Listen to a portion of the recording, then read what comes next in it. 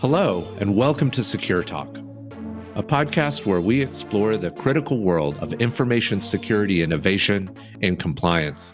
I'm your host, Justin Beals, founder and CEO of StrikeGraph. Together with our expert guests, we'll provide you tools and tips to help your business thrive in the rapidly evolving cybersecurity environment.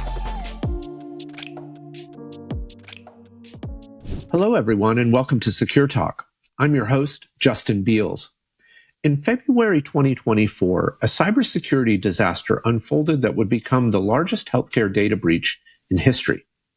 Change Healthcare, a company that processes roughly 15 billion healthcare transactions annually, fell victim to a devastating ransomware attack.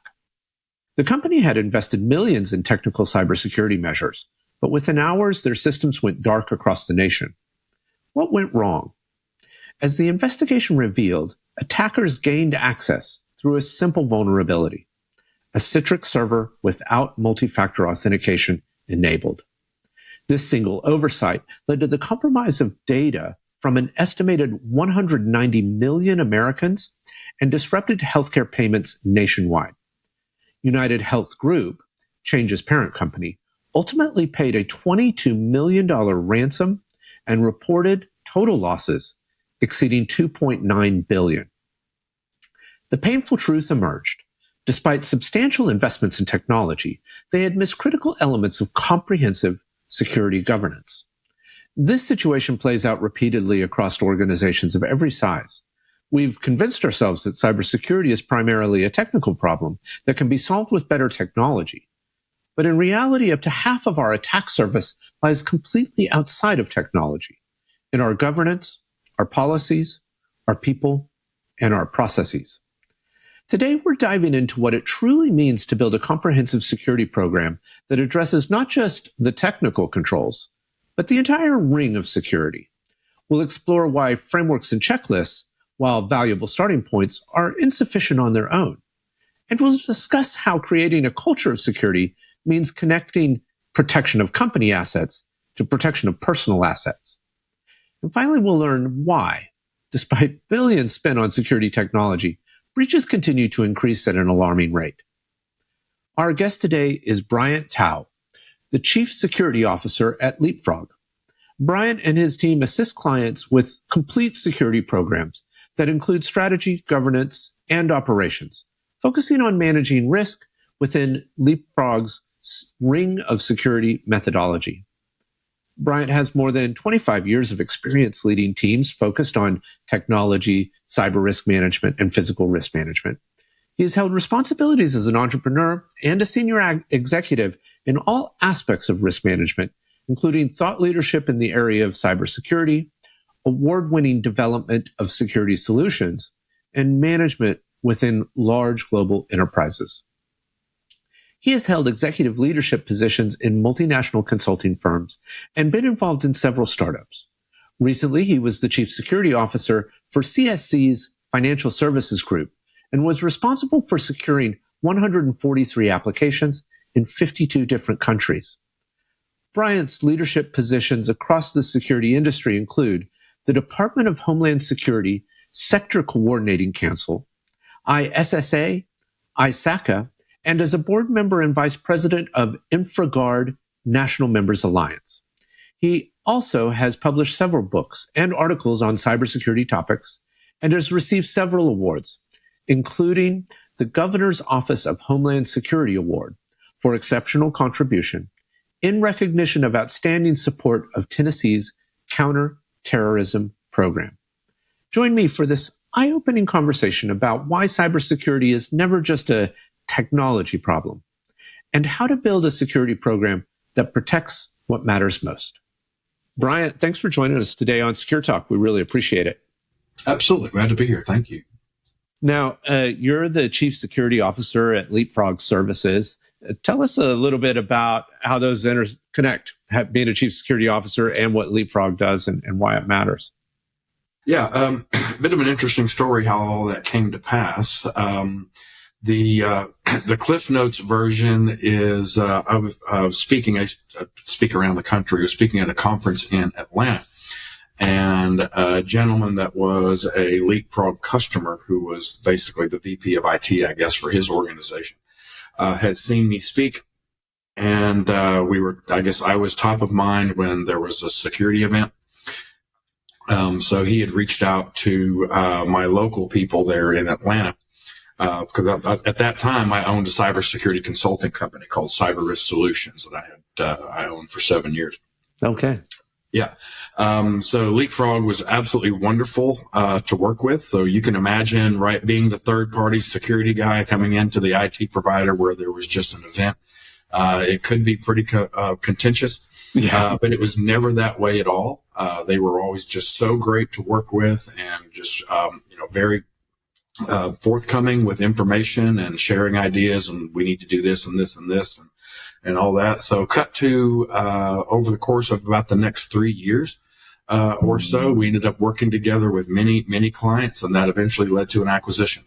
So LeapFrog bought my company, Cyber Risk Solutions, and I've been here for about 2.5 years now. So essentially bringing the consulting services into the managed IT world, right? Because all of the clients at LeapFrog, LeapFrog is fantastic, world class at providing IT services. But when it comes to the other services, something we call the ring of security, that's why we work together so well. So after a while, it just kind of became an acquisition, and here we are. Yeah. The ring of security concept was a big part of a lot of the background work I did, reading about some of your work. Maybe I'm just going to allow you to introduce, what it means, ring of security, and how you approach it. Yeah, great. So this has been around, I guess the concept I originated probably around 9 years ago or so, and it still holds up today. But basically, it's this: when you do the root cause analysis on any of the headline breaches that we all know, when you really get into the 5 whys and really get down into it, nearly, if not all of them, I hate to speak in finites, but nearly all of them, the source of the actual breach started somewhere outside of the technology, right? So the one that I use that's kind of become the poster child, even though it might be a bit stale now, is the Equifax breach, right? Those patches have been out for 6 months, right? And it's still funny to me that, the word patch is in Apache, so you'd think they would have seen that coming. Right? So what exactly was missing? Was it time? Was it resources? Was it budget? Why weren't those patches put in place? Was it something where, because we all know sometimes when you patch things, they break. Yeah. But if you know that, there should be a plan in place for how you do those kinds of things, right? So that is one of the examples that I use, and I can give you pages and pages of them, of when you look at how you approach security programmatically. It is not just a technology solution. So MIT, Columbia University, there's been a number of studies that will tell you that even if you do your technology perfectly, you're leaving half of your attack surface open. Now, the purist will tell you, that number varies based on the type of industry and the amount of technology footprint. Yep, absolutely. We can get into that if you wanted to get granular on it. But generally speaking, half of it is technology. But the other half is how that technology is used, right? So configuration errors because somebody was too quick to throw something up because they didn't have a secure technical installation guide or something, or they didn't do something that needed to be done to properly harden that thing as part of a normal process and part of a normal program. It got stood up. Turns out it was a payment server, and the payment server got creamed. Right. So why? Well, because we know that the hardening process, the hardening program exists for those things. And it's part of our policy. It's part of the program. Somebody didn't follow it, and then bad things ensue. Right. So there's no blinky light that fixes that problem. That is programmatically a problem. So when, like I said, when you do the root cause analysis, there's nothing new about people, processes, technology, and facilities. Right. Those are the 4 pillars that have existed since, I guess, probably the first transistors were ever invented. But when you wrap that attack surface around those 4 pillars, we very quickly learned that our attack surface is largely open in process and in governance. So I created Cyber Risk Solutions as to solve that problem, and doing virtual chief security officer type services, building programs. Third party risk is now everything's cloud, right? So which is just it just kind of translates into somebody else's computer. So you think you're transferring that risk out of the organization. In fact, you are not. You've just transferred it to somebody else. So how are we handling that, right? So building governance programs and building all of that around the entire security program as components is kind of the birth. That's where the Ring of Security came from. And that's pretty much how I run my organization. Many of the components out of it came when I was chief security officer for CSC back in the day on the financial services group side, right? We had 143 applications in 52 countries we were managing.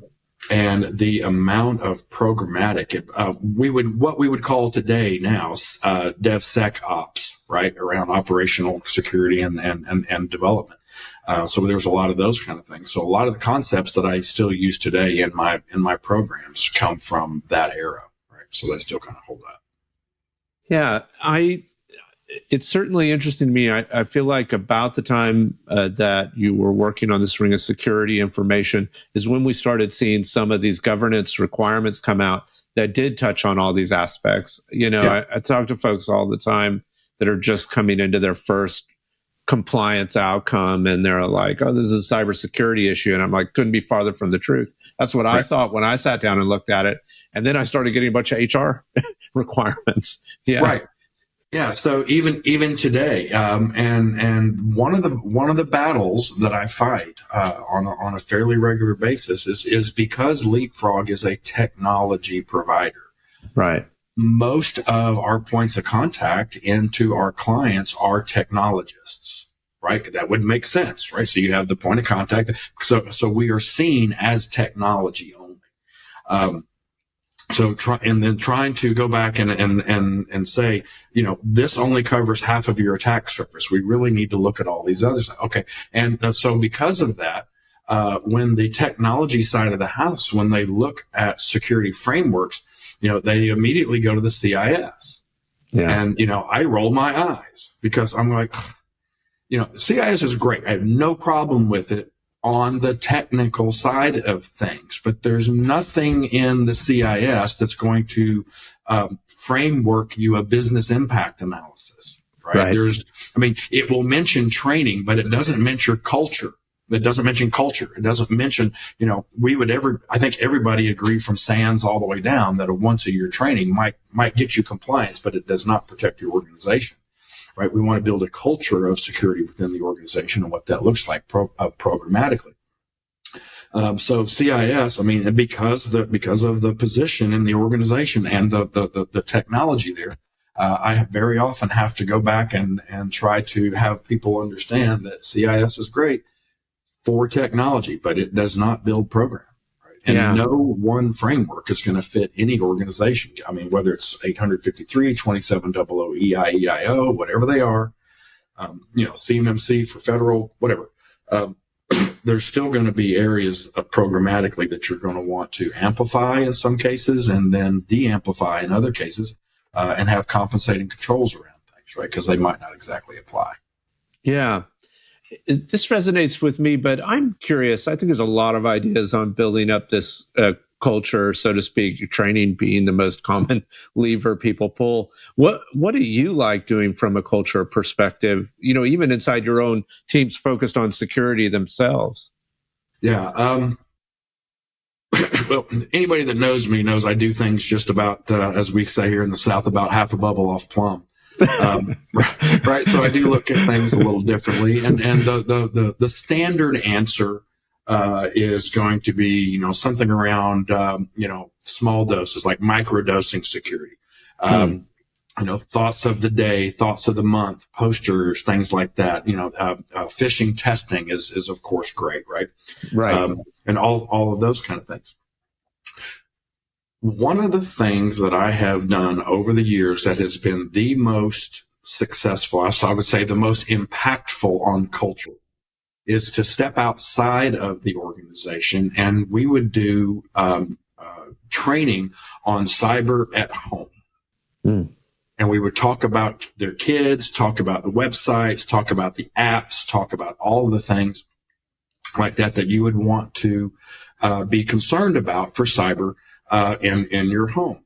Okay, so when we break that way down, those same behaviors that we want walk right back through the front door for our organization. So we have indirect, well, when the mommy and daddy clause come out, right? When you attach that emotional thing to the behavior that you're going for, that really kind of socially invests the your audience into those things, and it generates that culture. It generates that mindset from a different perspective than I just had to point and click on a thing and play solitaire while I had this training video on. You know what I mean?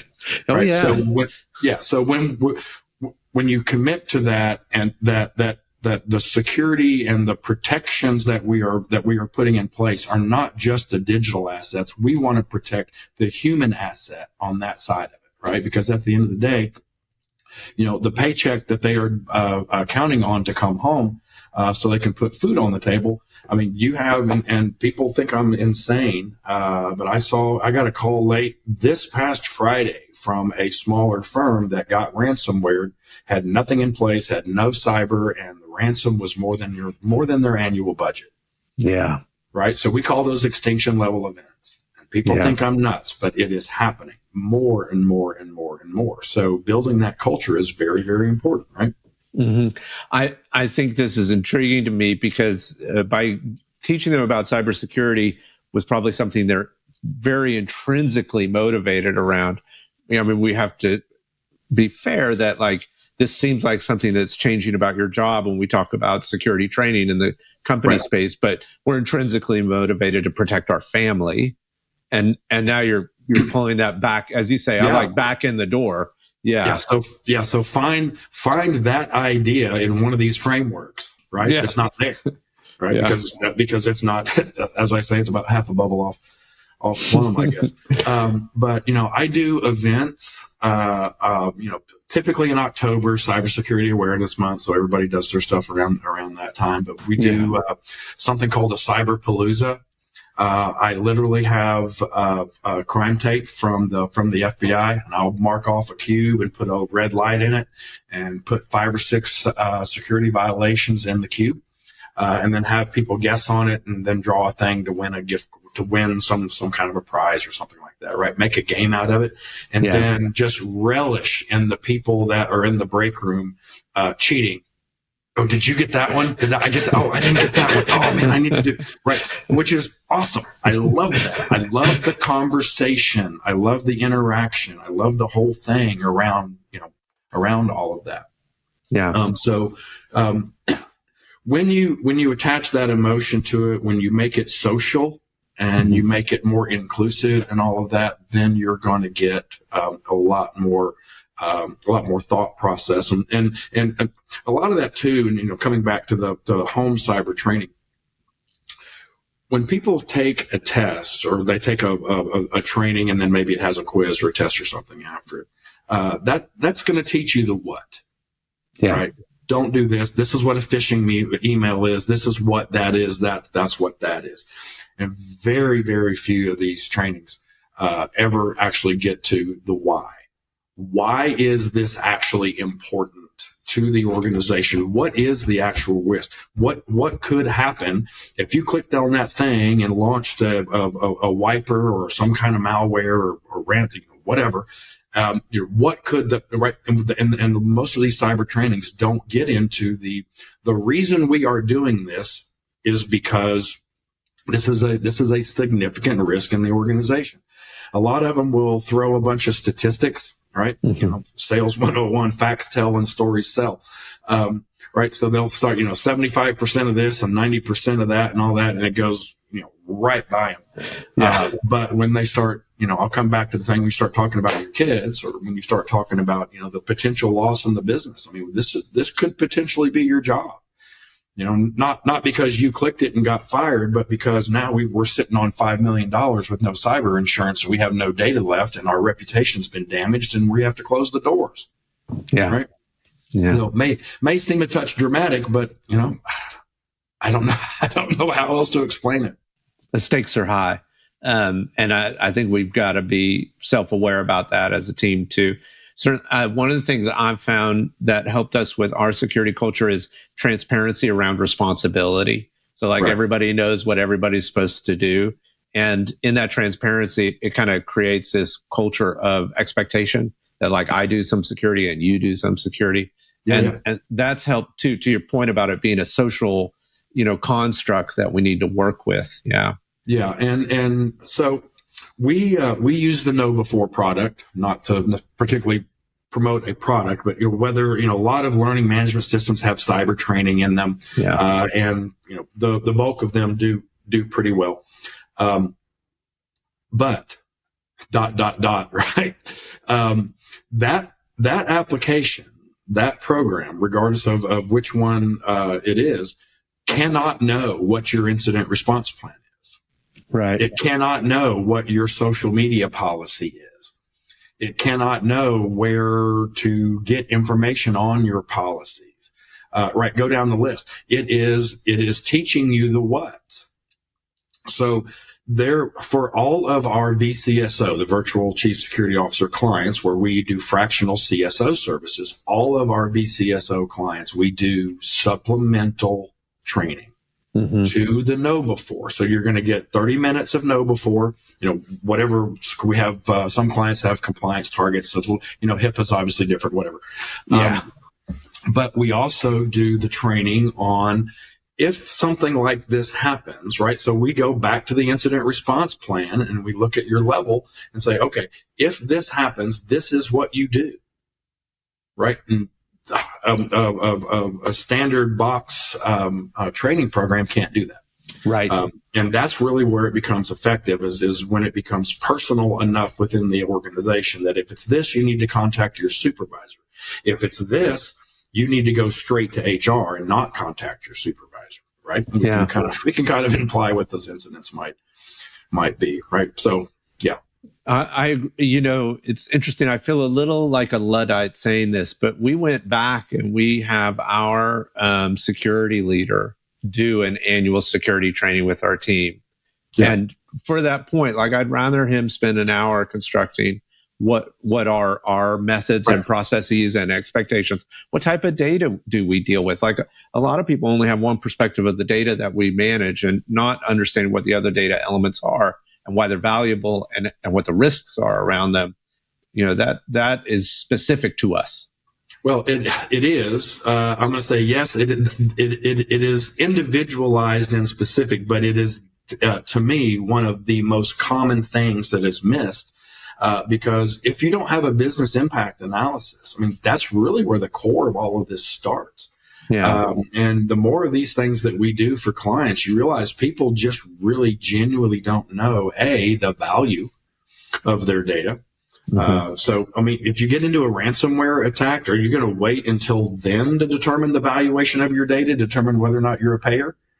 One of the first ones, 4 or 5 years ago, ransomware that hit a major household name healthcare company. I was in San Antonio coming back to Nashville, and I had to redirect my flight because on Good Friday they got hit. And, what are we going to do? And the CEO comes off with, well, we don't negotiate with terrorists. So, all right. Love that stance. That's great. And they bragged about their IT spend to the market, how little it was, and how they're patient focused, and they're all these kind of things, right?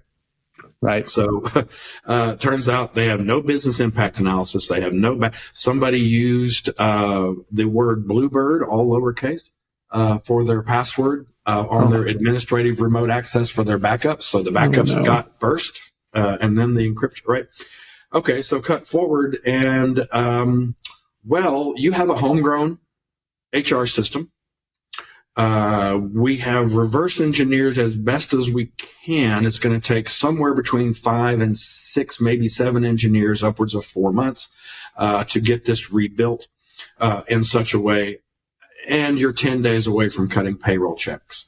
Mm-hmm. So are we a payer or are we not? Mm-hmm.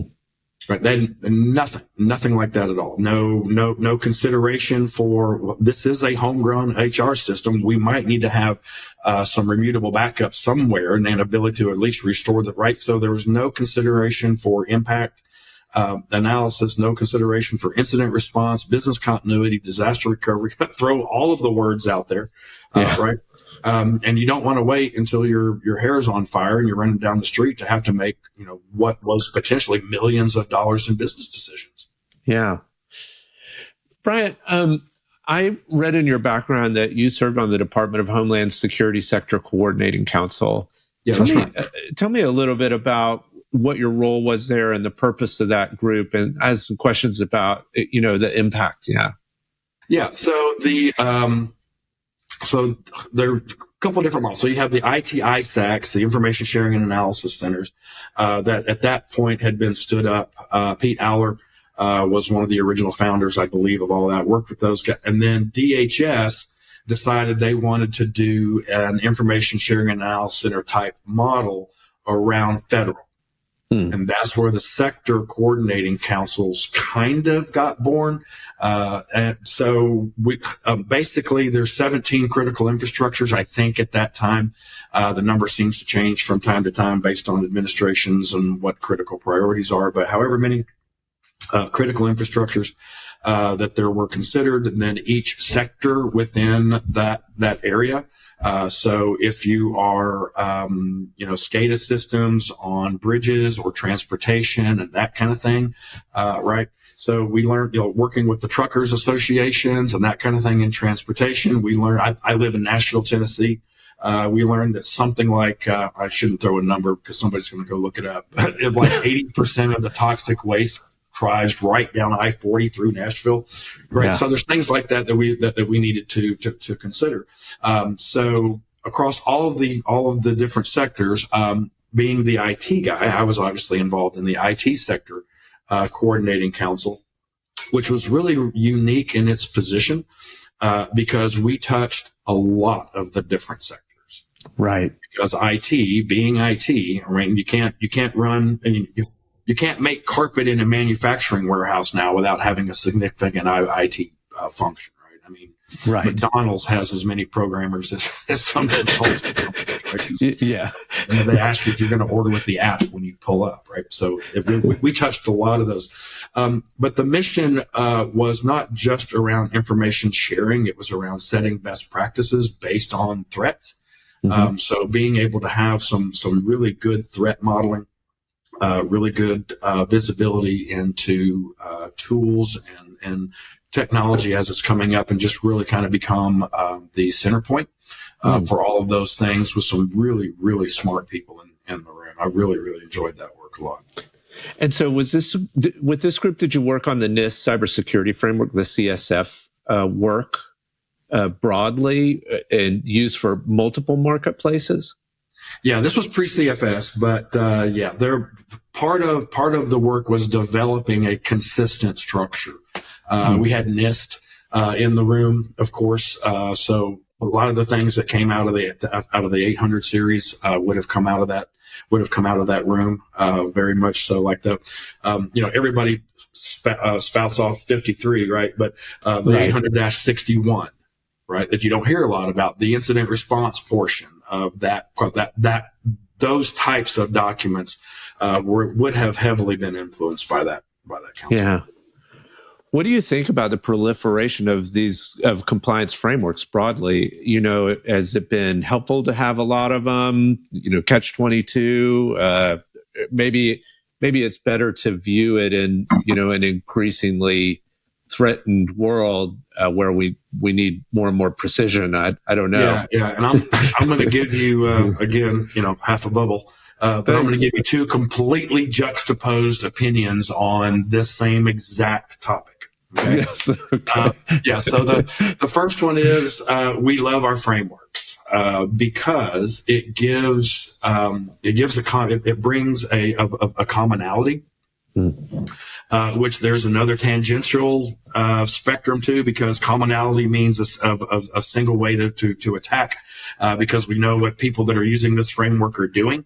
But it also brings that way that everybody's able to do something. So frameworks give an organization a good place to start. So people that are maybe more new in the industry, maybe coming, it gives them a place. It gives them a series of checklists and things that they can do, right? Yeah. And from a compliance perspective, or maybe if you're a pilot, we love our checklists, right? We go down everything and make sure everything's exactly the way, so to try to keep us safe. So we love our frameworks from that perspective. On the other side of it, there is no framework that fits every single organization, right? So I feel like some people lean too heavily on the framework, and they think that if I'm in this framework and I have gone through all those check boxes, that I'm okay. And fact of the matter is that you are absolutely not. Coming back to the ring of security that we talked about at the very first part of that conversation, I can go through any of the standards. I can go through any of those with you and literally do a crosswalk across what we do as best practice in the ring of security. And I can take a great big highlighter and I can show you where those gaps are, because not every framework considers that, right? So just like CIS, there's no business impact analysis in the CIS. And if you don't have that information, if you don't have your proper incident response plan, and I'll give you another thing too. So in those, so we talk about business continuity and disaster recovery. We talk about when we mentioned cloud, right? So uptime, right? Okay, we're good, right? We're going to keep you up to 5 nines, and that's what the technology business continuity disaster recovery person is going to stand on. They're going to stand on we're good to 5 nines. Well, that's technology continuity. That is not business continuity. So that system can be up and running, but if I have a force majeure event, right, something where I don't have the people, a snowmageddon or who knows, whatever those kind of things are, and when you run, I've run exercises like this globally for many, many years, but when you have to move 300 call center agents from Chennai to Bangalore, the technology part of that is very easy, right? We change the NX record and the calls go up there. Yeah. But I've got 15 empty seats because pet care. People can't go because they don't have somebody to watch their dog, right? Where's the Blinky light that solves that problem, right? So I promise I'm going to bring all this back to frameworks. But the framework in and of itself, wonderful place to start, horrible place to finish. Don't rely on them too much, but really consider your business internally and what all of that actually looks like from a business perspective. And that's a whole different conversation about talk more like the businesses and so forth, and actually knowing what that is. And it's very often not, anyway, that's a different conversation, but so there's two completely different opinions on frameworks for you.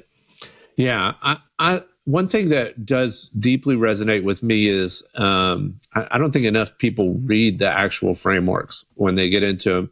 Because, when I read them, I'm like, oh, that fits what I do. Like, we do it this way. It's slightly different than other companies. It's just the process by which we do it, or who owns that particular role is a little different. And I have to say that most of the people that write these frameworks take that into account. They give you room to design your own business the way you need. It's designed to be that way. It's a framework. Yeah. It's not an architecture.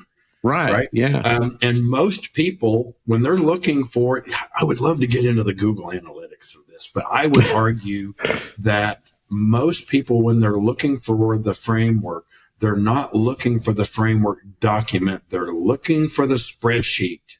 Yes. They're looking for the item so they can score it or check the box. They're not looking for the actual document that provides the context around the checkbox, right? Because you can have a score of, 1 to 10 or in some cases 1 to 5. And what you're missing from that score is the impact and the weight of that particular control. Right. Well, that's the little bit deeper down, not, get into, GRC and audit and a bunch of those kind of things. But just that simple little checkbox spreadsheet. And I would really love to know what the numbers are behind that, between people that are looking for the actual standards themselves, or something that they can look for that's a shortcut to operationalize and actually be able to check a box, and do something with it right away. You know what I mean? Yeah. Yeah, certainly. I think when I first started having to meet compliance outcomes as a CTO, right off the bat was like, give me the template, give me the checklist. I just want to take care of this. And I think taking one step back and being a little bit more strategic and planful, which I like your ring of security. It kind of gives you a model with which to approach the organization, Right. Yeah. But how do you, if nothing else, I just want for somebody to take away, I just want people to take away that this is not just a technology problem. right. This is an organizational problem that we use technology as a tool to solve a good portion of it, right? But it's not just a technology problem. And we may pat ourselves on the back too strongly by thinking that, this is all automated, or it comes out of the box, configured the right way. And that, that is never the case. I've had to manage the, identity and access settings on every server I've ever stood up, from screwing it into the rack to provisioning it on AWS. Very dangerous to think that the technology solves a problem. It creates more, I think, than it solves at the end of the day. Yeah. That's right. How do you, you've worked with a lot of customers as a security advisor, a vCISO, this security expert in the room. What advice, let's say I'm interested in you engaging with the group that hasn't planned ahead, but they're thinking that maybe they should. So we're catching them before a major breach happens. It's a good time to bring in some expertise. How do you assess them, and how do you want them to assess themselves, perceive where they're at? Gosh.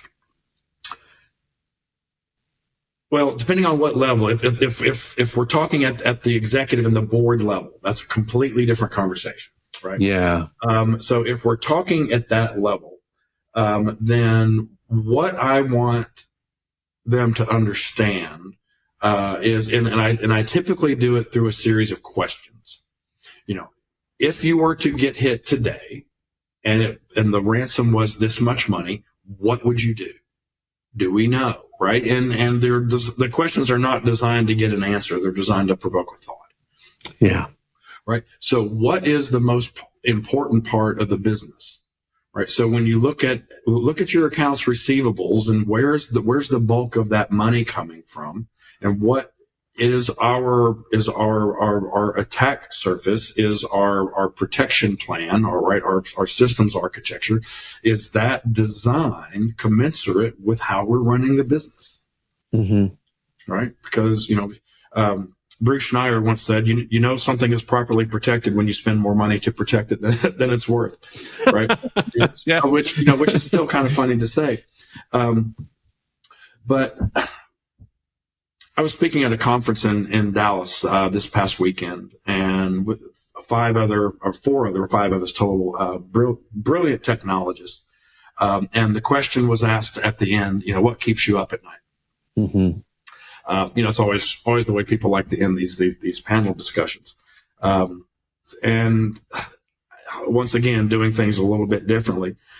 What keeps me up at night is this room is not completely full.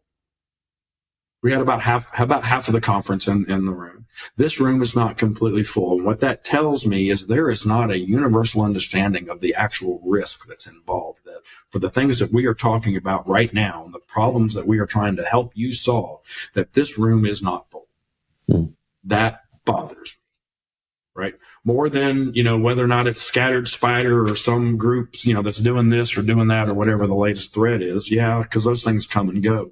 But just having that board, coming back to your question, having that board, having the awareness of the criticality of the actual threat.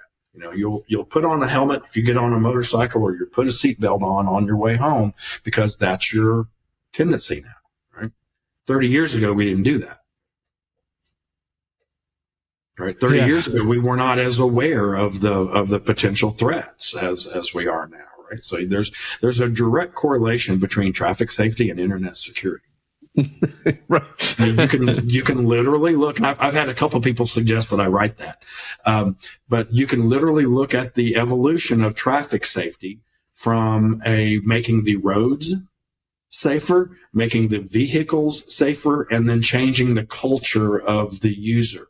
You can look at how those things evolved, and how the internet use, right? So making the devices, the cars, making our workstations safer, making the infrastructure safer, and then changing the perspective of the security and how we address the drivers or the users, right? There's a direct parallel there. Yeah, absolutely. But the pace of change feels like it's continuing to speed up. I mean, I've been paid to work on computers for a long time, and I feel like it is. What are you seeing from a change perspective that, I guess, I won't use the exact same phrase, but keeps your eyes peeled? Yeah, so I mean, we can't do any of these without saying AI. Right? I'm so sorry. So here it comes. No, thank you. No, I'm glad we're here. Can I just say, Bryant, that for me, I like the machine learning, data science terminology a lot better. Yeah, exactly. So when you talk about speed of change, so one of the things that many of our customers are coming to us and asking are, what do we need to be doing to be properly prepared for AI? Right. So we've developed an AI readiness assessment that talks about the data itself, of course, right? The governance that goes around that, proper licensing for whatever, right? So there's 4 or 5 categories in there, and helping them get ready. Because to your point of the speed of change, getting properly prepared. But interestingly enough, going through the 42,000 standard that NIST has out, right, for the AI and the governance. When you really get down into that, when we're doing our readiness assessment, there's fundamentally no monumental difference between being properly prepared for and having a good, solid governance program, good, solid IT, all those kind of things that prepares you. Right. So it's been really, really interesting. So we're using AI preparation very much in a way to say that you're not ready for AI until you're on our full security stack. Right. So for many of those things. And there are a few exceptions, and I'm kind of speaking in generalities. One of which, again, the things that in the frameworks that don't exist, that aren't actually there until you get into it and then you become a practitioner and you're doing it. One of the things that they'll tell you very much is they'll start with data classification. Very, very important, right? We want to know, what's critical, what's not, that kind of thing, right? And things that we want to plug into large language models, things we want to preserve for what data classification. Okay, that's where they tell you to start. But that's not practical. That's not really where it starts, because when you actually get in and start doing it, nobody ever moved across the country without having a yard sale. Yeah. Right. So maybe we need to start at the 0.5 instead of the 1. Maybe we need to consider our data retention policies and what that actually looks like first, purging the things that are outside of our policy. Let's go back one notch. Thank you, Mr. Standard. Thank you, Mr. Framework. Appreciate that. Back into the real world when we're actually dealing with our actual data. I'm suggesting, and what I've seen from client to client to client, when they come in and say, okay, classification, we're going to be doing this. And when I started asking about retention, we found in one client data that had been sitting there near time, or nearline data, completely accessible, over 20 years old. So how about we go through a retention policy, and because chances are, if you've used that template, you've used that framework, you have a retention policy in there somewhere. Are you actually using it? Well, let's come back to the governance thing now, to what we were talking about before, and all of that seems to be somewhat circular. I don't know, maybe ring of security.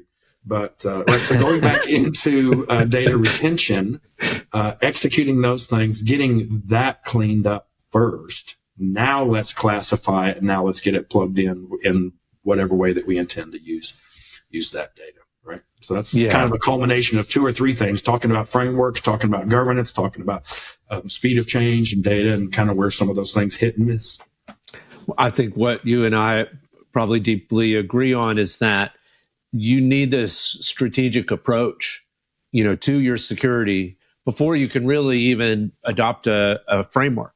Yeah. Because if you just don't have an internal muscle for managing, same word as governance, governing, how these operational characteristics are going to work, then you're not going to really have a successful compliance outcome and a lasting impact from it. Yeah. Strategy drives governance. Governance drives operations. Where does risk fit in that for you? Does that happen through the governance process? It does. Okay, so risk will have a different label, and it will have a different meaning at each of the layers of the pyramid. What I just described to you is the ERM, the Enterprise Risk Management Pyramid.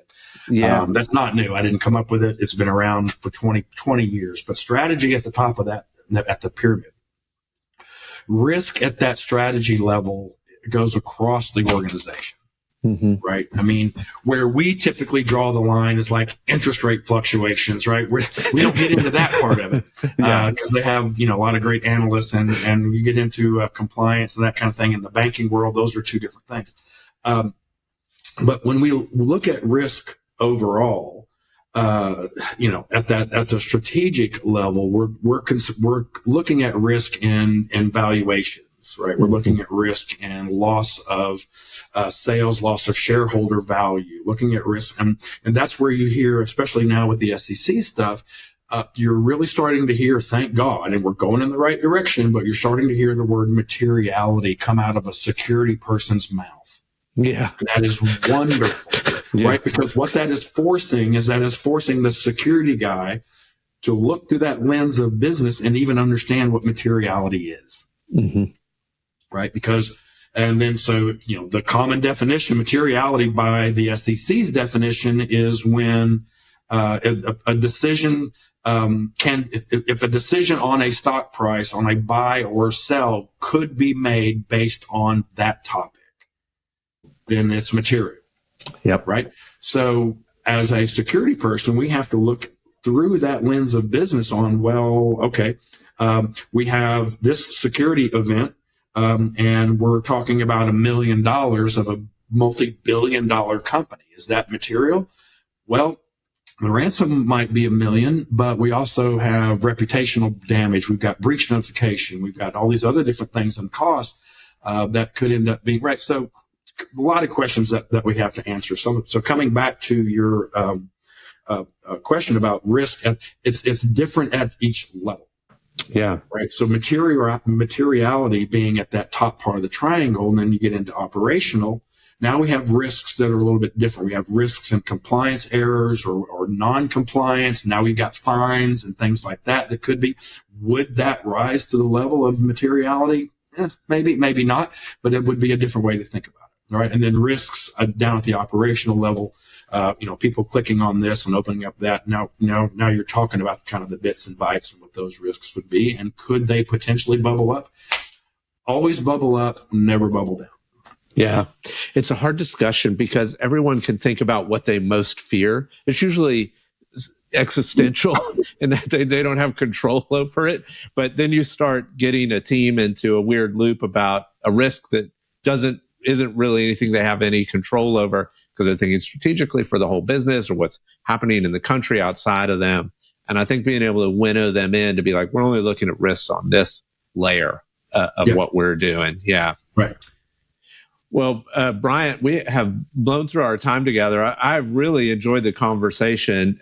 Deeply appreciate your expertise. I've always learned a ton in these conversations. So thanks so much for joining us today on Secure Talk. Absolutely. Glad to be here.